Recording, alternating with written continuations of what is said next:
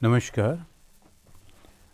This evening, the Wednesday evening, we'll be reading from the Gospel of Bhagavan Sri Ramakrishna and the Panchama Veda. So let us begin as usual.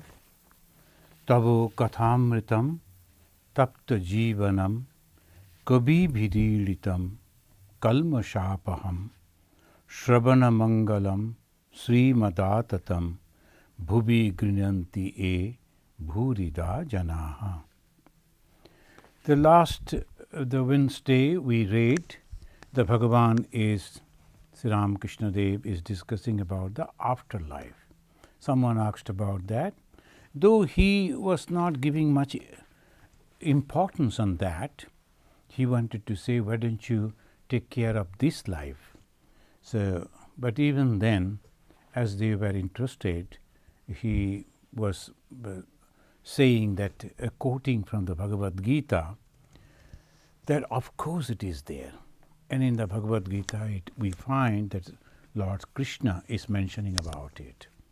In the life of Buddha also we find. In Mahabharata, references are there. And from our general experience also we find there's some things are happening. It is not possible without the past life. And suppose the two brothers are born in the same family and the same parentage, same schooling, same environment, and when they grow up, suddenly someone is becoming very attached to the worldly things, worldly work, and another is like to go for leaving all those things, like to take the life of a mendicant. Like this it goes. So why suddenly it happens? If there must be some cause, so the effect. If the cause is not there, how there will be effect? And what is the cause? The good karma. And that is the reason they always think that the worldly objects are temporary. And in the young age, they can understand that. They take the sannyasa, they go for a mendicant life, they go for the spiritual life. But the other brother is not. So why? If the environment is giving the same type of ideas, thoughts, it should be the same. But why not? It is not. It's like this. That is takes us to some other thing to think about the afterlife. But we discussed about that in the last time.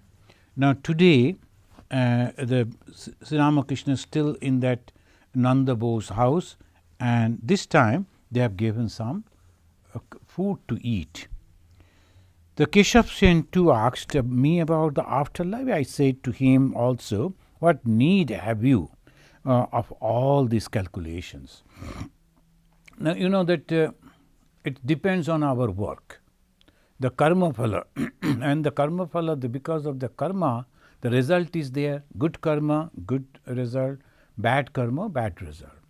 But we have to understand again, those who are very sincere, the karma that we do in three different ways, and the physically, mentally, and through the words.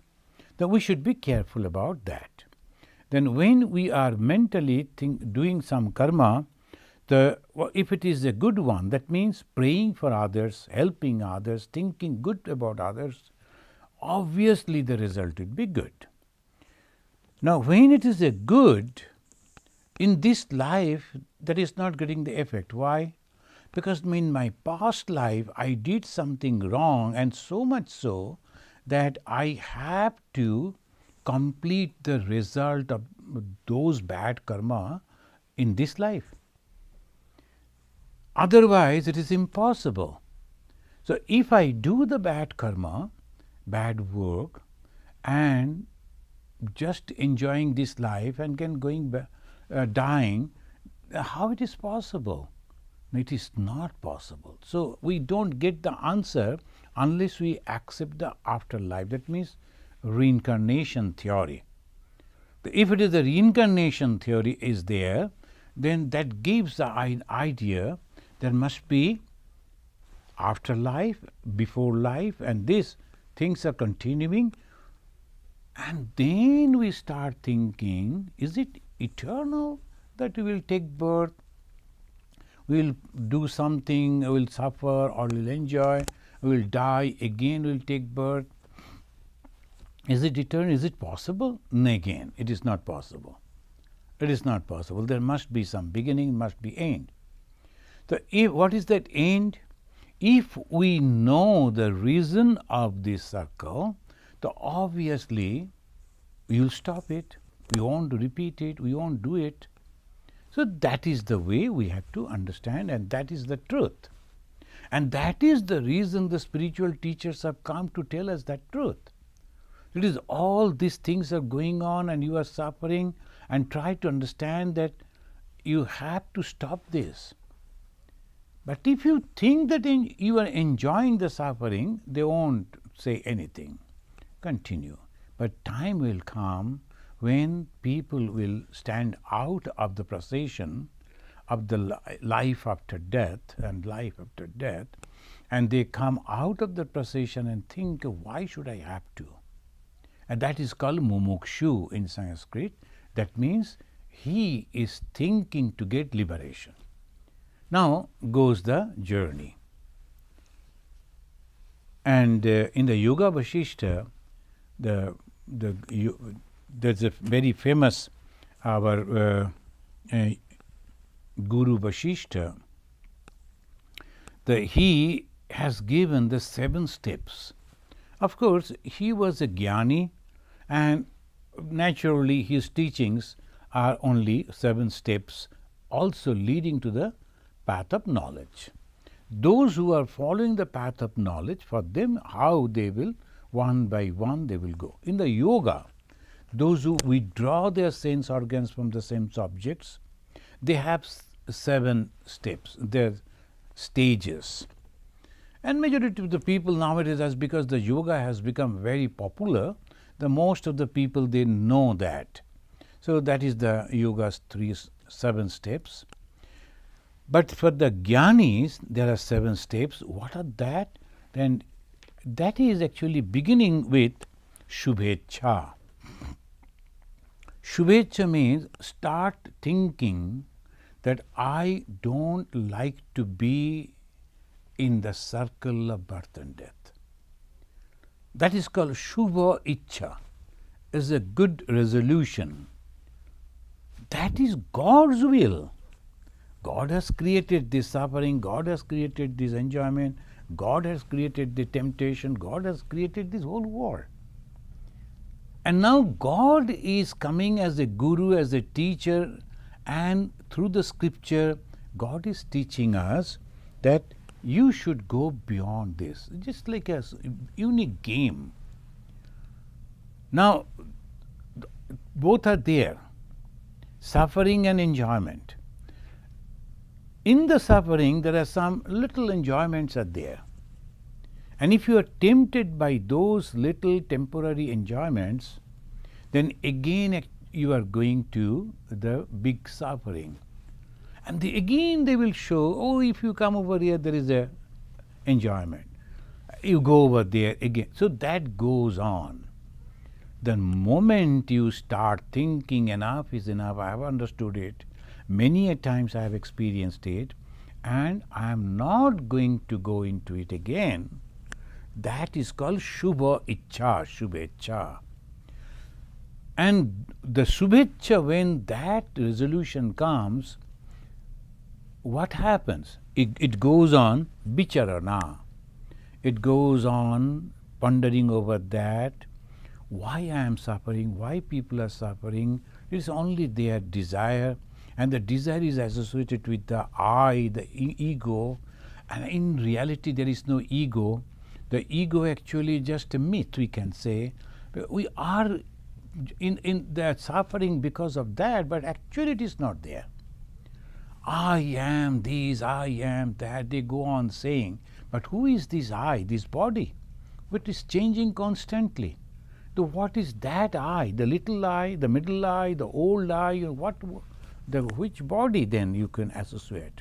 Mind changing, which mind you can associate? So that way, that's called Bicharana. the discrimination, analyzing. So that second stage, Shubha Ichcha, the good resolution, I am going to go out of the circle of birth and death. Second, the discrimination, analyzing what are the things going on. And what happened then? The mind become light. The mind is thinking so many things about these worldly things. Now it is a huge body. Then slowly I discard, no, I don't want. In the beginning, the young people, they will be purchasing so many things. There will be stuff in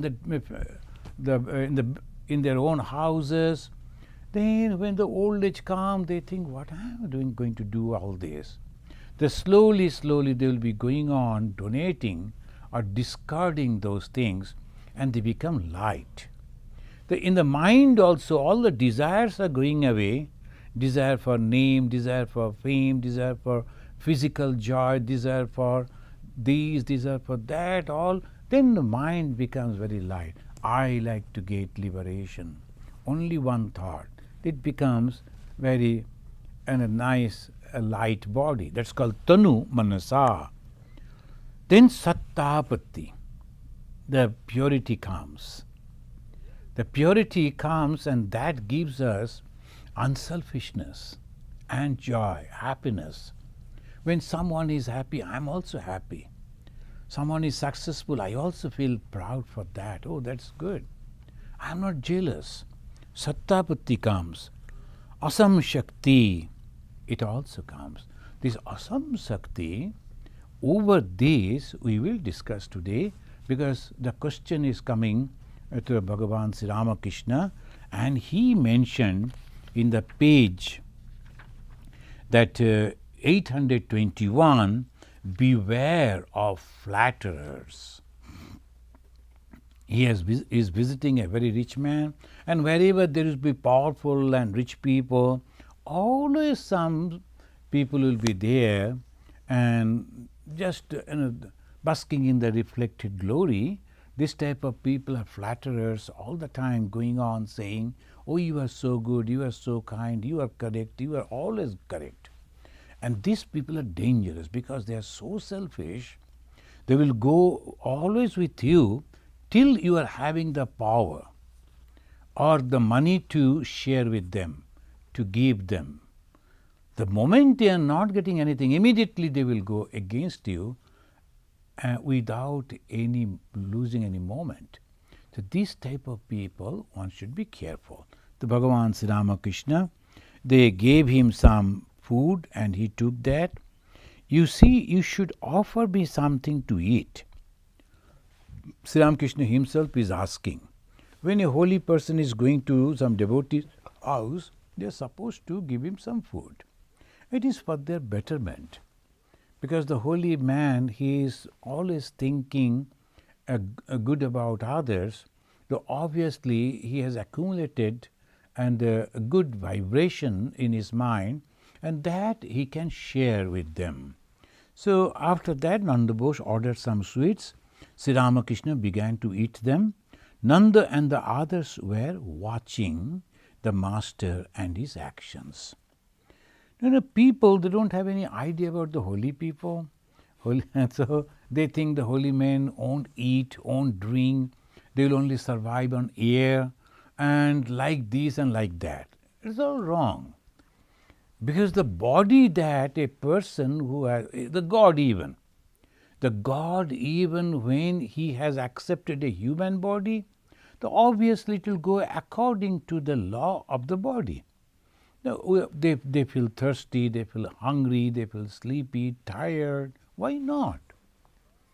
So that the body has nothing to do with spirituality. Body only is a vehicle.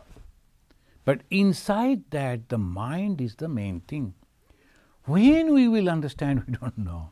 The most of the people, they will be constantly thinking what he is eating, when he is eating, how much he is eating, how he is eating. And if they, in our country, then India, who is cooking, that is also, and what are the things, all these things are only focused on the body. And result, they don't develop any spirituality. They become more and more and more materialistic. So this is the Swami Bhagavan Sri Ramakrishna is eating. They are looking at him, how he is eating. Sri Ramakrishna, in a normal way, he ate. He was hungry, so he ate, and they gave only sweets, nothing else. But particularly in Bengali society, they love to offer sweets, and they like to eat also. So they gave the sweet, and he ate. Nandu and others, they were watching. After eating the sweets, Sri Ramakrishna wanted to wash his hands because he used the hand, so wanted to. The plate on which the sweets were served had been placed on the sheet covering of the carpet, so the master couldn't wash his hands in the plate. A servant brought a brass bowl for him to use, but Sri Ramakrishna would not use it. Since only Rajashika people use such things, so he asked the servant to take it away. The master of the house said to him, "Please wash your hands." Absent-mindedly, Sri Ramakrishna said, "What shall I wash my hands?"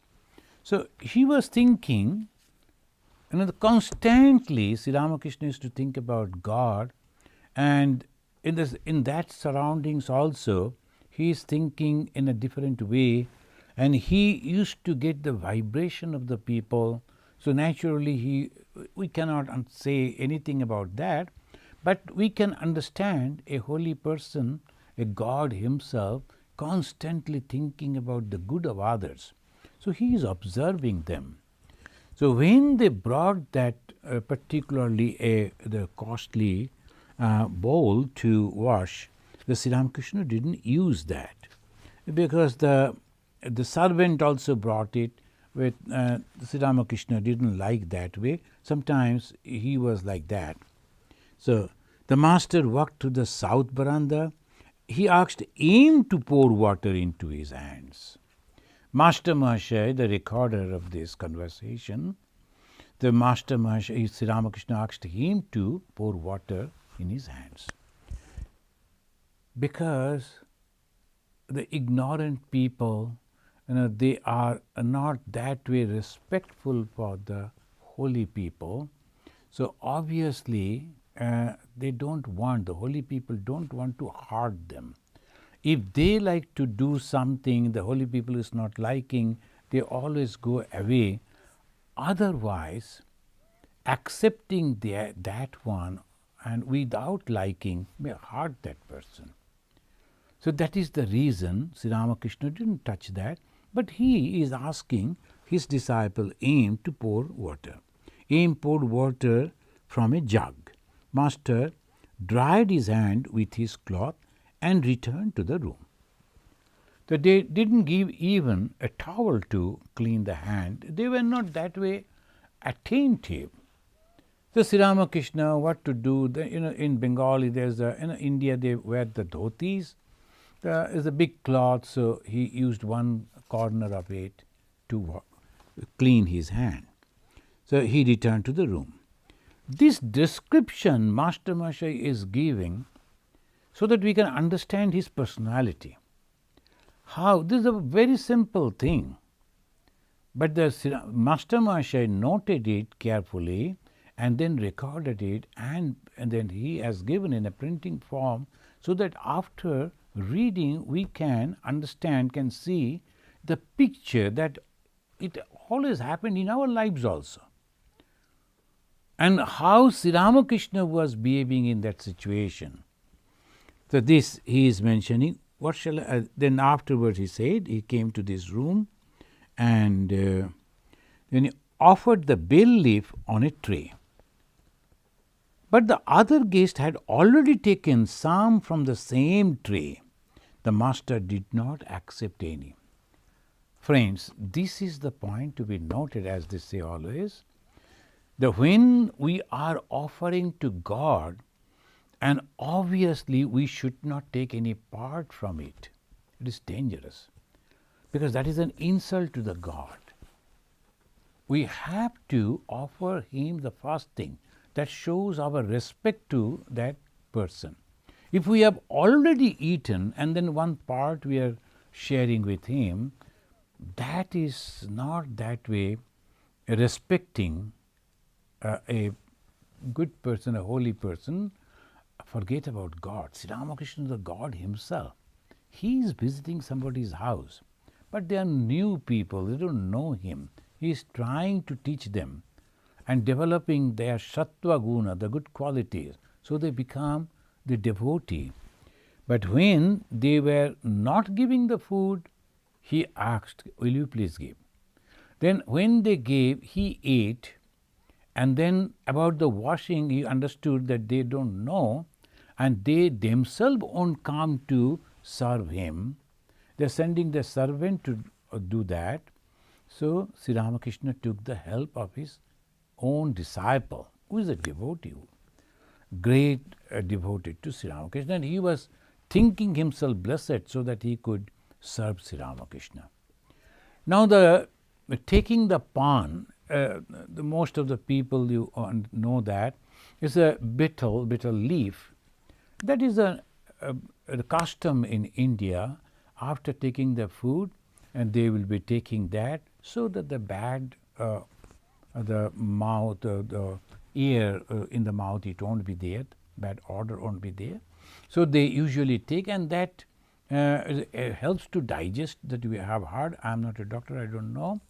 And that helps that heart also, they say, that betel leaf. So that he usually Sri Ramakrishna used to take, but this time he refused. Why? The plate that was there, and people already have taken from that. Other guests, they have already taken. So Sri Ramakrishna didn't touch that. So then he was offered betel leaf on the tray, but the other guest had already taken some from the same tray. Master did not accept any. Nanda to the master, may I say something? So they were noticing, they were observing, and they think a holy man means his food and his the way of talking, and that all those things will be. So may I say something, master? What? Why did you eat any betel leaf? Everything else you did was proper. This alone seems to be otherwise. Why the other people are sharing and why you have not taken from there? The master, Sri Ramakrishna, said, before I eat anything, I offer it to God. It is a notion of mine. See how beautiful way, nice way he is giving the answer. I offer to God anything that I eat, not only other things. Even before drinking the water, that we are supposed to offer it to God. That helps in two different ways. First, from the knowledge, from the path of knowledge, everything that I am doing is nothing but the Brahman. The offering of food and the way I take the food I eat, everything is nothing but Brahman. Brahmarpanam, Brahmahavi, there is a beautiful verse. Most of the Ramakrishna, the familiar, they know about that. Here this Ramakrishna mentioned that whenever I eat something, I offer it to God, and I cannot offer anything which has already been shared by others. So that is why I have not taken the betel leaf. Before I eat anything I offer to God, it is a notion of mine. According to Hindu religions, there is a note, a Hindu custom, a thing can be offered to God only if no part of it has been eaten by anyone else beforehand. Here also in our ashrama, when the people they bring some fruits or the sweets to offer to God, there's sometimes those who doesn't know, they will eat from that. So a lot of things are there, but they have already eaten from one or two from that. They said the balance portion you can give it to God, but we cannot give it. When you are thinking to offer to God, and your devotion must, that I am purchasing it for God, and that should be separately kept for Him. And by that way, your respect for the God, love for God will be shown. And you are thinking, oh, this is for God. Oh, no one should touch it, and it should be kept separately. There's sometimes some people, they don't understand, they will keep that thing which is supposed to be offered to God on a place where other people are sitting, eating, all those things are there. In that they will keep, and from there they will take. It shows disrespect. Those offerings brings no good to the person who is offering. So these are the subtle things for a devotee one must understand. But from the point of the Jnani, they don't bother. But we are not Jnanis. We are not the men of knowledge. When Sri Ramakrishna in the beginning of his life used to worship the Mother Kali, those who have read the biography of Sri Ramakrishna, he was so particular. But afterwards, when he realized that mother in that image, stone image, and the mother, the consciousness all around, everywhere, every inch of this world, when he realized that, after that, he was relaxed and he used to talk to mother and he used to give in a different way. We see the end part of it. But in the beginning, he was so sincere. Even without knowing anything, if we take the last part and become careless and ignorantly insult in our behavior, in our way, oh, what is God? He can also take from here. We have eaten. That is leftover is there offered to God. You are unnecessarily bringing bad karma phala to you. So that is why Bhagavan Sri Ramakrishna, he is teaching us. He has gone over there, he is teaching those people, and Master Masha recorded all this, and through this we are also learning that in the beginning of our journey to spiritual life, we must follow duality. And in the duality, God is separate, I am separate. And I must be very, very respectful to God. And I should not offer anything to God which has already been taken or shared by someone else. Because that is not good. So my devotion to God should be slowly developing in this way and trying to understand. So the respect and love and always alertness to serve God first. That will chastise my mind. This alertness. And maybe one day, by the grace of God, we will know that we are no different than Him. He and me are the same. So this is here he is saying like that.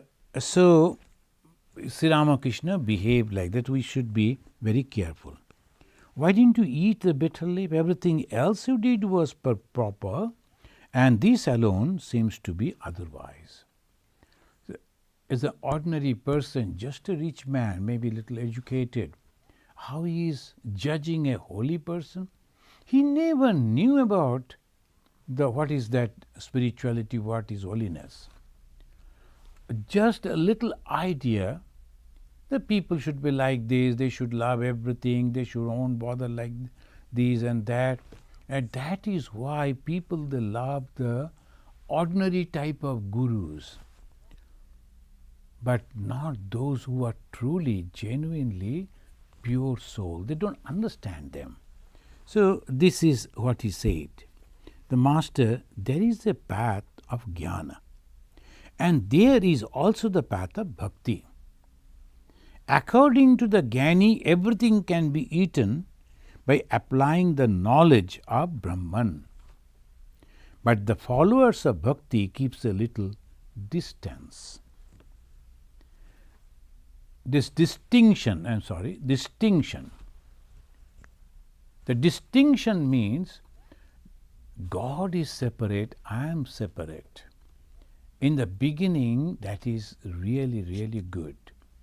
Just because we have some scientific knowledge, and if we start thinking that we understand everything better than others, and this type of worship, this type of duality, all this is only for the elderly people, for our aunties, for our grandmothers, it's a very wrong thing.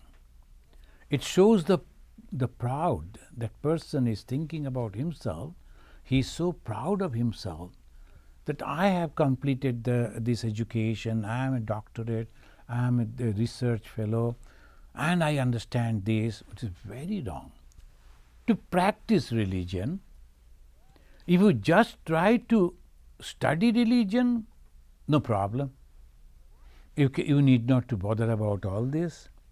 But if you are genuine and like to practice, so that you can go beyond the circle of birth and death, and can truly realize God and like to be eternally happy, then you have to start the journey as Bhagavan Sri Ramakrishna is teaching us. When you look at Swami Vivekananda and those, the Jnani, the followers of the path of Jnana, they in their past life they have already done all this. So they are beginning from the very higher level. If you think that you are also like that, I have nothing to say. But if you think that, well, I like to start my journey, then you have to start the journey as a dualist. The God is separate. I have to respect God. And for that, these are the things I should follow.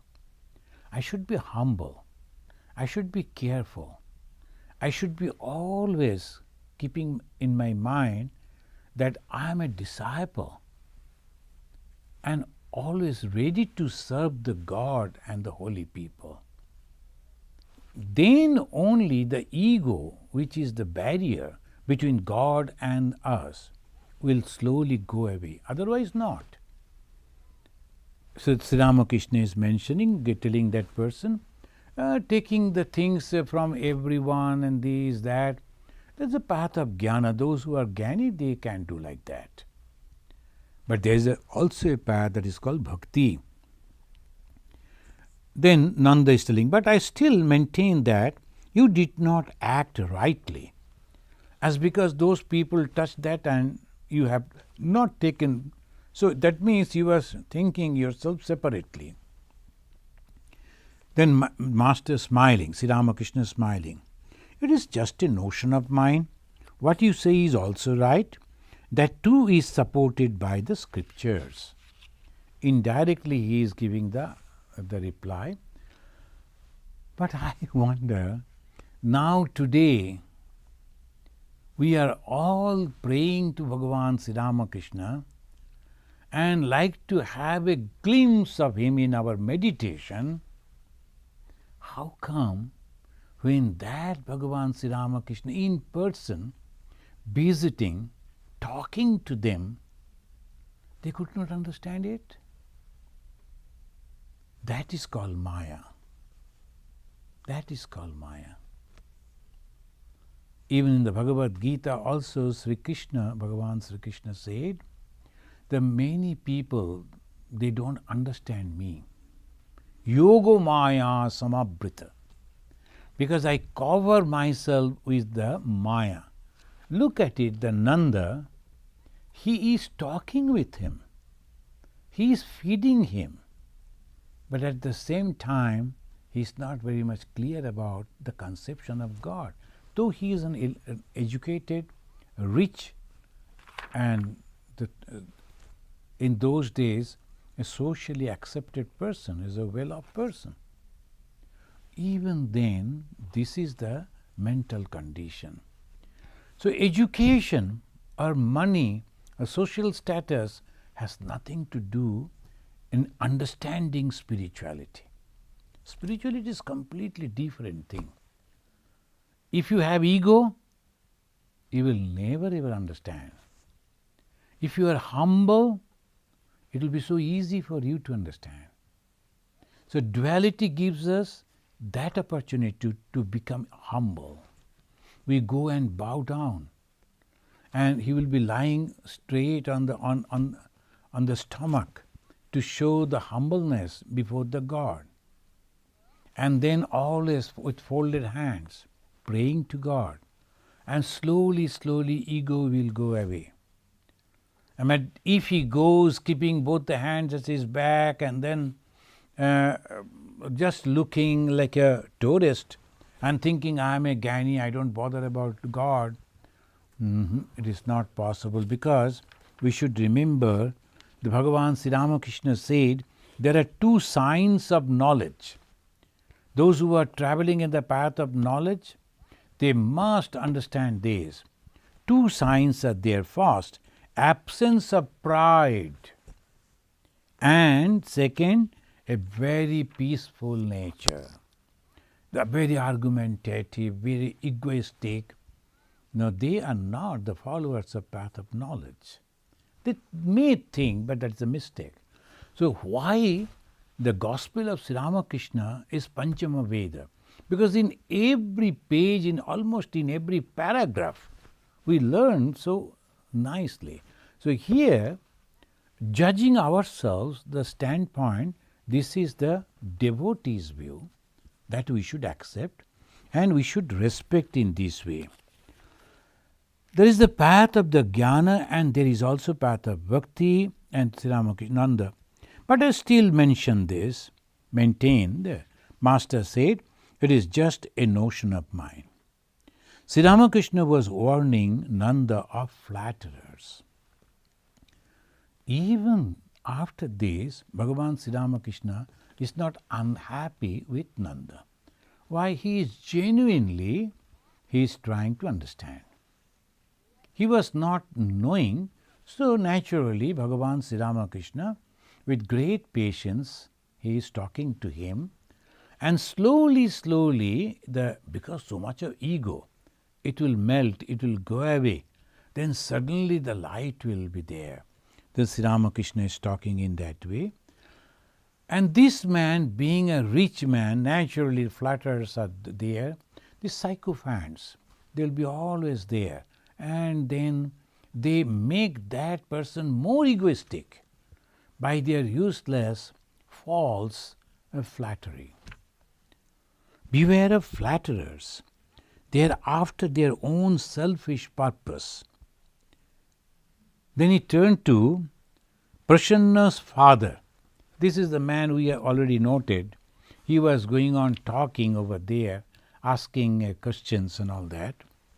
Do you live in this house? The Prasanna's father, no sir, I am a neighbor. Won't you have a smoke? Sri Ramakrishna very humbly, no, please enjoy yourself. I don't feel like smoking. Nanda's house was like a palace. Sri Ramakrishna said to him, Jadu hasn't such a big house. I told him so the other day. It seems that Sri Ramakrishna knew this person, that they are about the house, so he talked with the Jadu Mallik. He was also a rich man, so he talked with him in that way. You know, the Bengal was very rich in one time. We have discussed it previously. So this type of people who are living in the capital of the then undivided India, in Calcutta, they were really educated and very rich people. So Sri Ramakrishna visiting them. Why he is visiting them? Not for his own any personal motive, but if Sri Ramakrishna is an avatar, he has come to establish religion, and religion got mixed up with many other things, because it was the subjugation was for a long period of time, from 11th century to 19th century. So obviously such a long period of time, and ruled by the people who were completely ignorant about the Indian culture and religion. Indian religion and Indian culture goes hand in hand, almost the same way. So it is, that's why sometimes some of the great thinkers, they said, the Hinduism is the way of life. The people think, oh, it is not a religion. They don't have the list of do's and don'ts. So it is no religion. It is not like that. They have, but for everything they use the religion in their life, and that is the transformation, complete transformation. When a person is born, he is born because of his selfish. He has his own agenda, he has his own thoughts, demands, and desires. And slowly coming in touch with the religion, and they come in touch with the religion at a very young age, and slowly when he is matured and when he is retired from his active life, he knows that this circle of birth and death, that is only because of my desire, so I should go beyond the desire. So that is the transformation. It is not conversion, it is a transformation. From the very low type of desires, then it becomes very spiritual desire, that let everyone be happy, like that. So Sri Ramakrishna is visiting these rich people because they are not only rich, they are influentials also. And if they accept, understand this philosophy of Sri Ramakrishna's, then it will be better for the poorer masses also. They are completely uneducated and so poor. They don't have time to think about God or philosophy.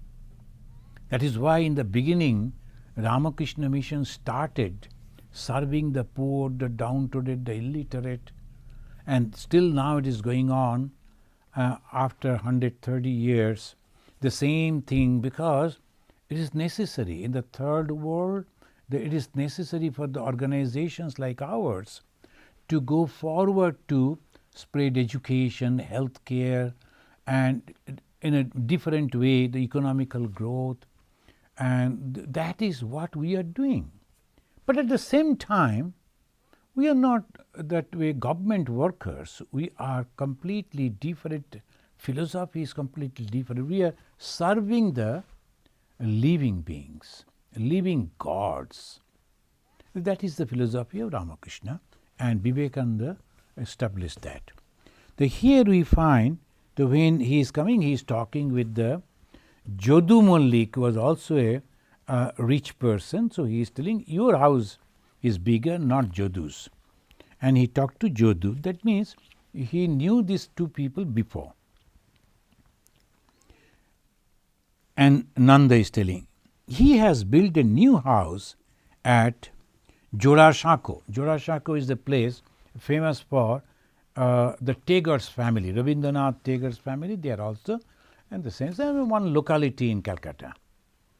These are the places where the rich people they used to live, and a little more southern portion and towards the now the South Calcutta, it was mostly central Calcutta. There Europeans used to stay.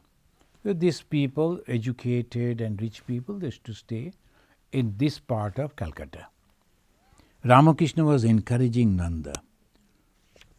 Now, when Sri Ramakrishna said, beware of flatterers, and I was going through the Yoga Vasishta, there the Yoga Vasishta also, he said, if you like to realize God, then you have to be away from that. As I was in the beginning, we mentioned about the 7 steps in the Jnana Marga. One is asamsatti. Asamsatti means away, keeping the mind safe from the worldly objects and persons. Who are the worldly people? Those who are having tremendous ego.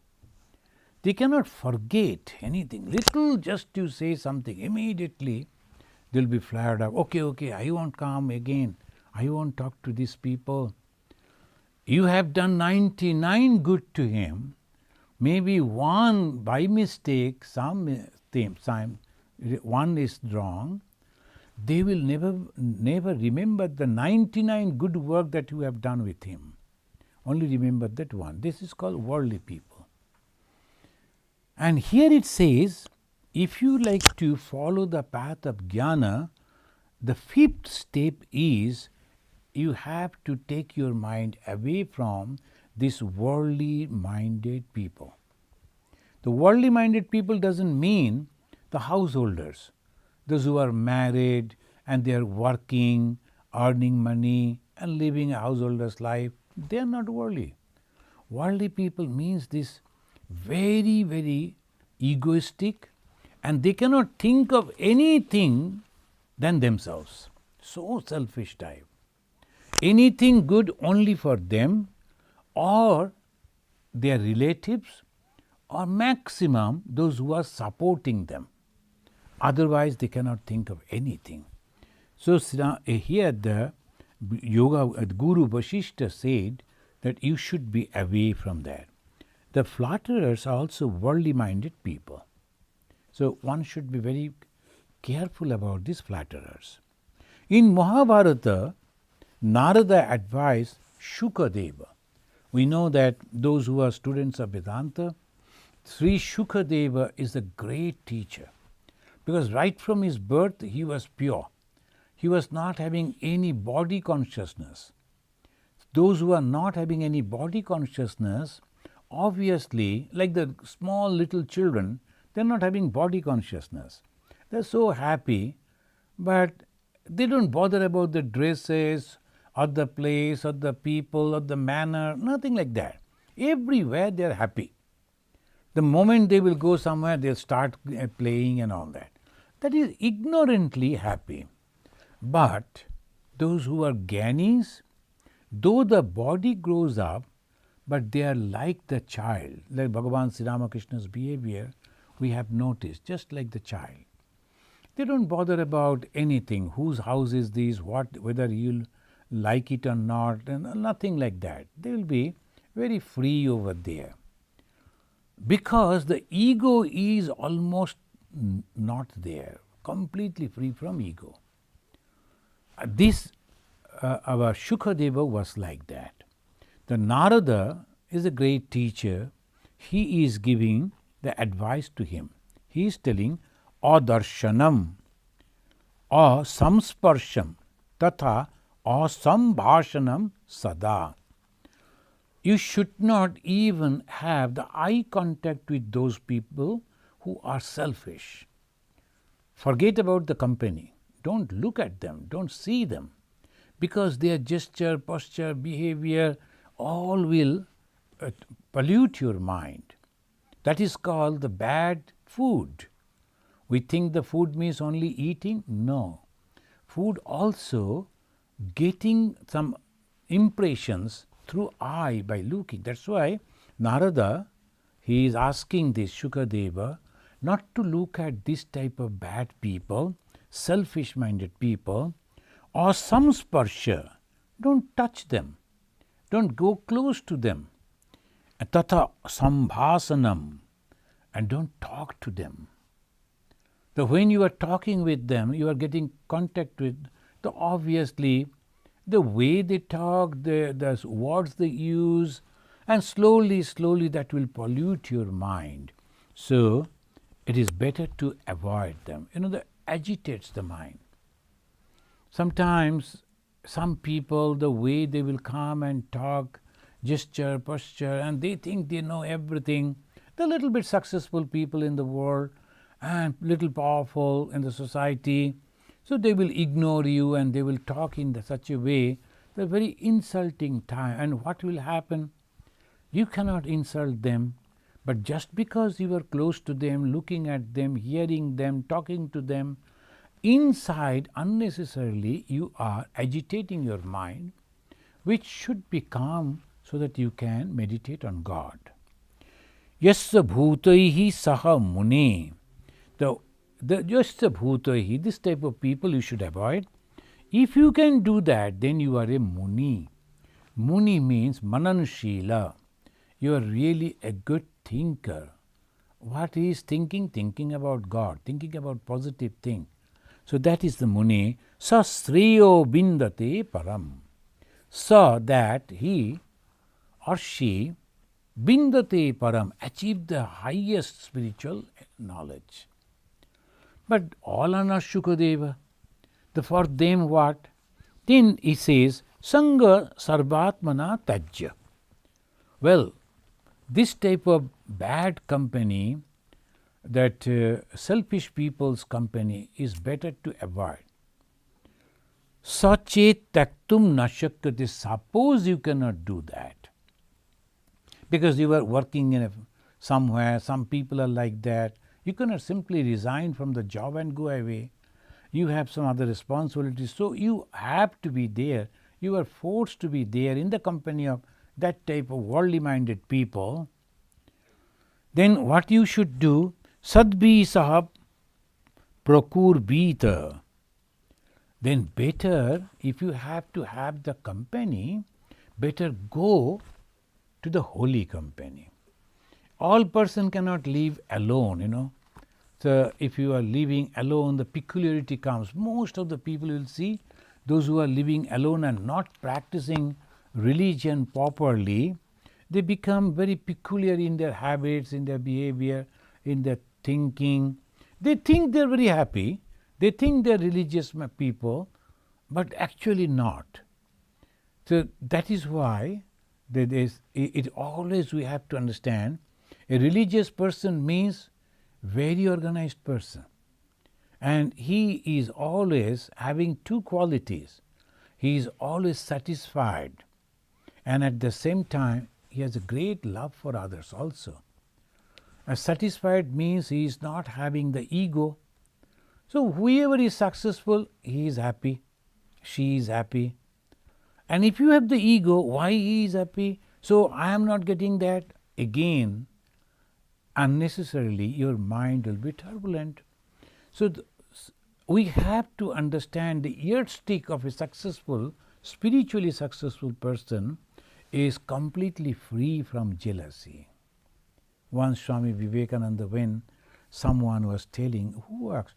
Then some European disciple, they asked him, are you jealous? Oh, Sister Nivedita said this.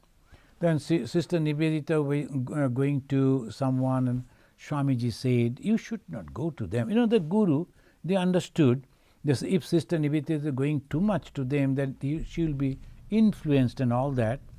And Swamiji said it is better not to go so much to them. And European mind immediately, she reacted, oh Swami, of course, jokingly she said, are you jealous? And Swamiji says, that is the one thing completely absent from my birth.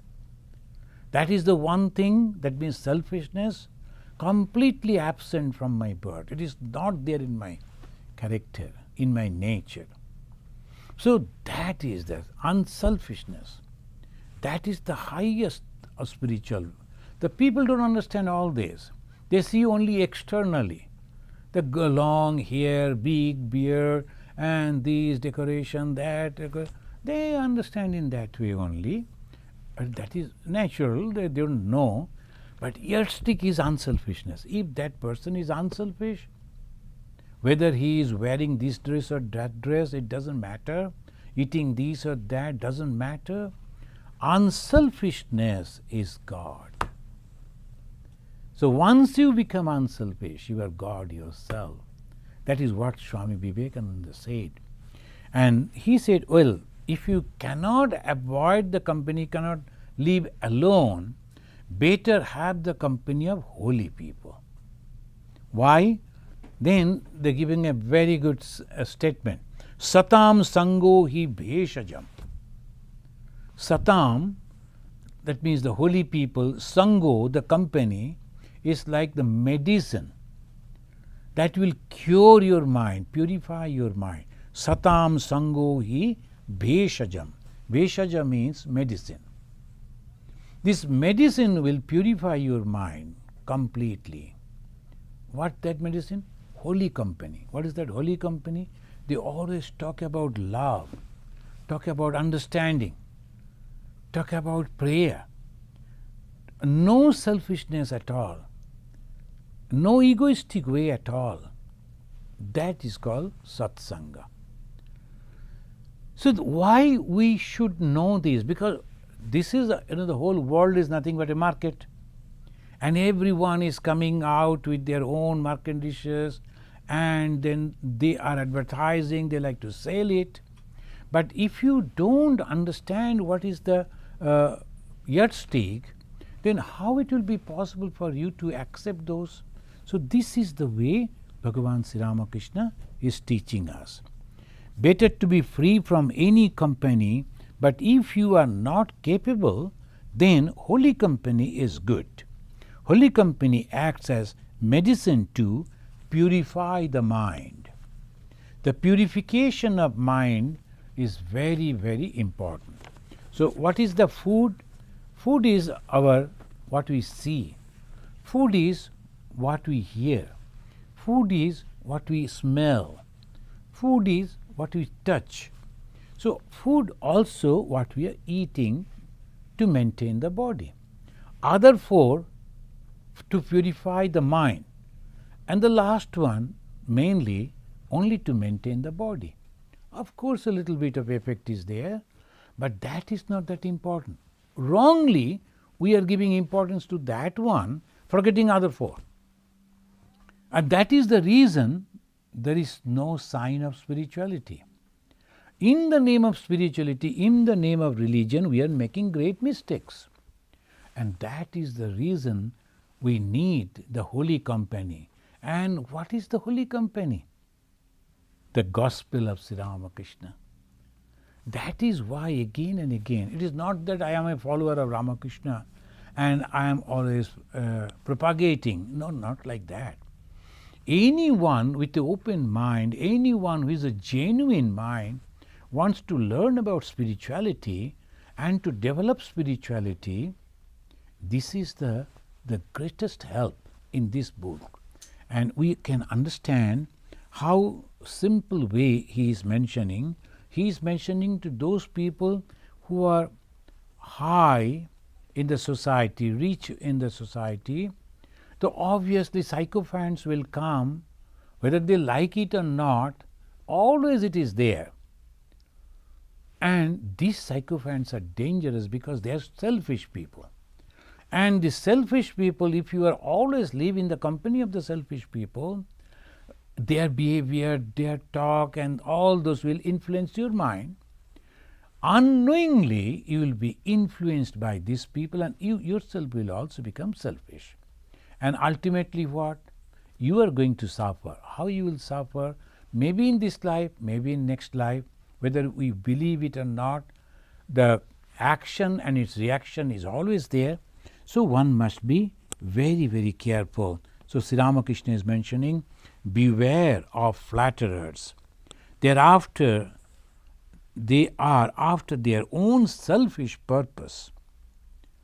And Nanda house is like a palace, he mentioned. Sri Ramakrishna is encouraging Nanda by saying, though you are a householder, still you have kept your mind on God. This is a great thing. Is that a small thing? The man who has renounced the world will pray to him as a matter of course. Is there any credit to that? But blessed indeed is he who, while leading a householder's life, pray to God. He is like a man who is carrying a huge huge weight on his head. So friends, we will stop over here and we will start again reading from the page 822. But today we have learned from Bhagavan Sri Ramakrishna that anything we like to offer to God should not be shared before offering. After the offering, everyone should share it. It is called prasad, because that blessing comes through that purified food. And obviously that is good for them. Second, if we are not genuinely following the path of knowledge, path of jnana yoga, it is better to follow the path of devotion. That's why Bhagavan Sri Ramakrishna said there are two types of paths are there, jnana and bhakti. Bhakti is good for everyone. And in bhakti, when we are praying to God, working for God, offering to God, and also having the holy company, and by that way increasing our devotion to God, we really develop our spiritual life, and ultimately we go to a holy and very happy place, which you may call as the heaven or the mukti. Thank you, friends. Is there any question? So there is two. How can one ask for help from Bhagavan when facing significant troubles or difficulties? Bhagavan can create and do anything all the time. Why has Bhagavan made it so difficult to see him and get mukti? See, that is his play. Your last part of the question, he made it difficult so that the game continue. If everybody goes and sees the God and becomes completely transformed, then where will be the game? And as because you are asking this question, I can presume that you have the background of spirituality, religion, that this universe is made of God. Out of what? Of God. Then what we are? All God. All these things are nothing but God. Then why can't you understand? Because God has completely mesmerized us like a great magician, that we are separate from God. And now God has come as a guru, as a teacher, as a scripture to teach us how to go back to Him. So this whole game is going on in that way. So obviously it is difficult, it is challenging, but those who can accept the challenge and pursue, how to go to God? By prayer, as you were asking, by prayer. But before the prayer, if you have the faith that there is God and God is listening to my prayer, know it for sure, your prayer will be answered. But if that prayer meant for harming others, then I doubt, I don't know. But if it is only for yourself, for your protection, you'll know for sure, maybe in the past life, whatever you have done, for that in this life you have to suffer. But if you pray genuinely, this suffering will be lessened. And ultimately, you will get what you are praying. Have faith and pray to God. Thank you. So Mindas is asking, is it wrong to question spirituality? No, not at all. Not at all. See, particularly Hinduism, it always says, pariprasnena shevaya. Then when you are having some doubts about spirituality, about religion, actually, Swami, we cannot ask a question, we cannot doubt about spirituality. Spirituality is the result. We can have doubt and question about religion. Religion is the process. So whether this process is good or not, whether it is this bring the effect or not, whether the effect will be after a long period of time, this type of questions, doubts may come. Spirituality is the ultimate. There you have already completed, you have already reached, and so there cannot be any question, any doubt. That is why in the Upanishad they say, Viddante hridaya granthi chiddante sarva samshaya. Samshaya means doubt. It will be completely cut asunder and you will know this is this. So you can always ask questions about the processes, paths, and that is religion. And by that way, when you are asking question and following, by that way, your practice will be truly sincere practices. Thank you. Okay, well, friends, now let us chant this mantra and we conclude. Niranjanam Nityam Anantarupam Bhaktanukampa Dhrita Vigraham Vai Ishabhataram Parameshamidhyam Tam Ramakrishnam Shirasa Namamaha. Om Shanti Shanti Shanti Harihi Om Tat Sat. Sri Ramakrishna Arpanamastu.